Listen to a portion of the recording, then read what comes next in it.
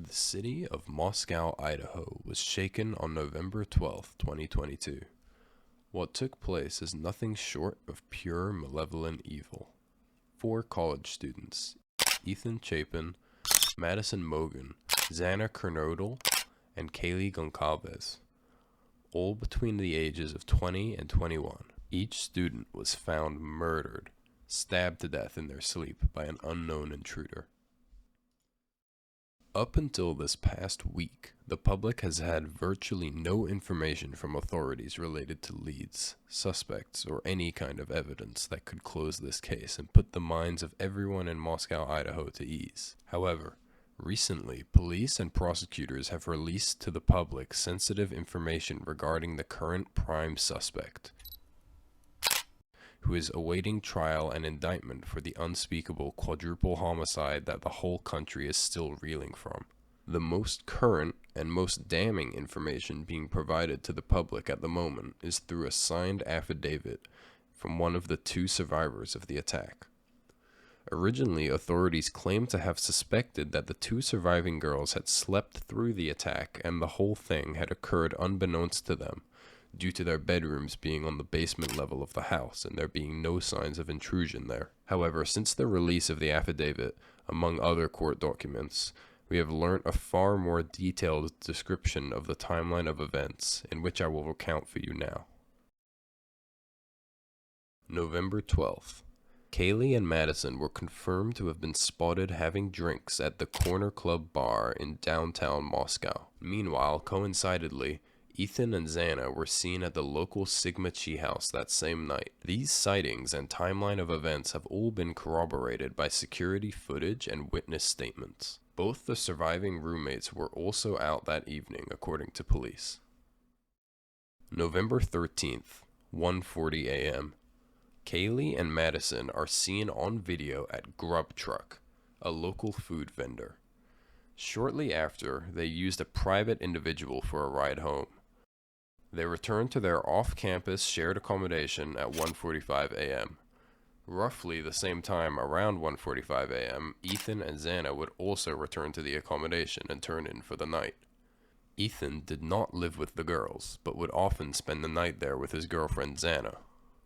According to the affidavit, law enforcement believe that the murders transpired sometime between 4 a.m. and 4:25 a.m. This is for several factors. Xana Kernodle would order a DoorDash delivery at 4 a.m. One of the 2 surviving roommates was woken up at 4 a.m. to what sounded like Kaylee Goncalves playing with her dog. Shortly after the survivor was awoken, she states in the affidavit to have heard somebody that she believed to be Kaylee Goncalves say something along the lines of, "There's someone here." However, it is speculated that this could have been Xana Kernodle on her phone, as records show her using the app TikTok at 4:12 a.m. The affidavit further states that after hearing this commotion and the potential indication of an intruder present, their surviving roommate glanced outside her bedroom door. She claims to have not seen anything at first. However, moments later, after checking outside her bedroom once again, she states that she heard what she believed to have been crying coming from Xana Kernodle's room. Immediately after, the crying was followed by what she describes as a male voice saying something to the effect of, "It's okay, I'm going to help you."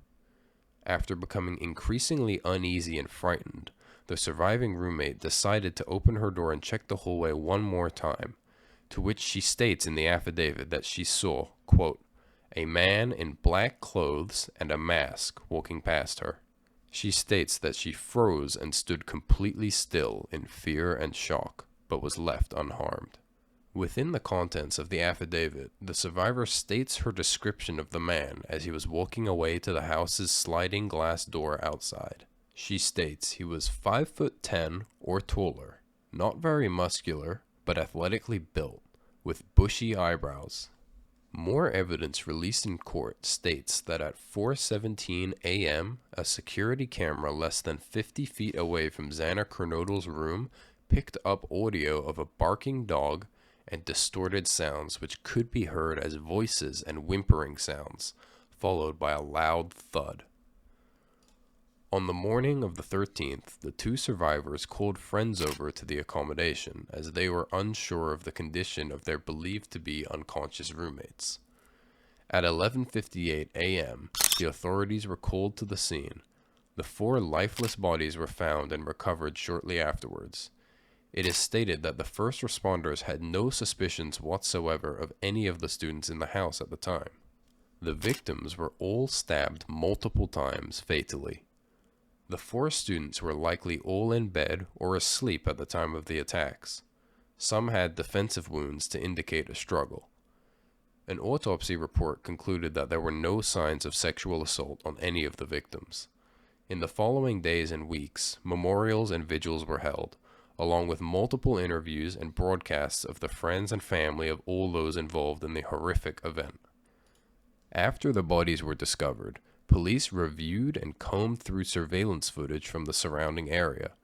What stuck out to them was a white Hyundai Elantra that was seen driving by the victim's house 3 times, until at 4:04 a.m. it was spotted again passing by and turning into the area of the crime scene. This led the police to a lead on a prime suspect. The hunt was on. I think by now it is time to introduce our prime suspect, Bryan Kohberger. Firstly, the white Hyundai Elantra. The very same evening as the suspicious surveillance was discovered, the vehicle was traced back to Pullman, Washington, the very town that Kohberger lived in. He also returned to the area the students were killed in only 5 hours later at 9 a.m. of the 13th, based on phone records submitted into court as evidence. His phone was near the victim's house 12 times before the murders, at least as far back as August, according to the same phone records. All times that the records show him in proximity to the crime scene were in the early morning hours or late evening, all but one of those 12 times. Just over a month later, on December 15th, during the peak of the investigation, authorities were continuing to pursue leads and hunt for the white Hyundai Elantra belonging to their suspect. An innocent-looking Bryan Kohberger, with his father in the car, would be stopped not once, but twice for traffic violations in his white Hyundai Elantra. The first time for speeding and the second for driving too close to the vehicle in front. He was released both times with a verbal warning and continued on his way to his family's home in Pennsylvania. On December 27th, authorities claimed that DNA evidence was recovered from a knife sheath on the bed of one of the victims. This is where the search began zeroing in on Bryan Kohberger, and within a matter of days would lead to his arrest. Said DNA evidence was examined and would cause police to decidedly recover trash from Kohberger's parents' house in Pennsylvania. After the DNA tests were thoroughly conducted, the results provided the authorities with conclusive evidence that the DNA gathered from the trash was that of the father of the person whose DNA was found on the knife sheath, believed to have belonged to the killer. The rope began to tighten around Kohberger's neck, and 3 days later, on December 30th, 2022, Bryan Kohberger would be arrested in Pennsylvania's Pocono Mountains in the early hours of the morning. On January 4th, Bryan Kohberger would be extradited back to Idaho, and the next day, Idaho State Court would release never-before-seen documents and information regarding the case, including the aforementioned affidavit and other various records, recordings, and findings of the investigation, previously unknown to the public. During the initial hearing, Bryan Kohberger walked down the aisle in a bright orange jumpsuit, stared down by the parents of the 4 victims. He calmly stated that he has been provided with court-appointed counsel and that he does not wish to represent himself. His next court status hearing is on January the 12th, 2023. We don't know what will happen to Bryan Kohberger, but it doesn't look good. If you want us to make an update video when more conclusive information is released, let us know with a comment about what you thought. Until the next one, thanks for watching.